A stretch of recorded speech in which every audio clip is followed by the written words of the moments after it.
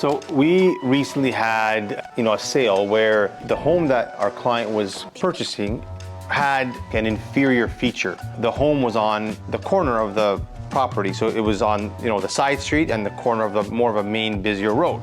Now the property itself actually offered some other superior features. It was actually a wider lot than most of the other homes on the street. One of the questions that came up was, well, what's going to happen when we want to sell the house down the line? The main thing you need to figure out is, what would this house sell for if it didn't have that inferior feature? If you're buying the house for somewhat of a discount versus the rest, depending on what that inferior feature or that flaw may be, it may have to be 10% less, 50% less. The agent, if he knows the area, he'll be able to figure out what that would be. And then you want to make sure that you pay that much less for the house. The one caveat you may have is that it may take you longer to sell down the road, because just like right now, there's only probably a limited pool of buyers that are willing to sacrifice and buy the house with that flaw or inferior feature. Because price at the end of the day will incentivize somebody that wants to get in that area, but maybe can't afford to pay, the $200,000 to $300,000 more for the property that doesn't have that flaw. You want to make sure that you've discounted the property for that inferior feature,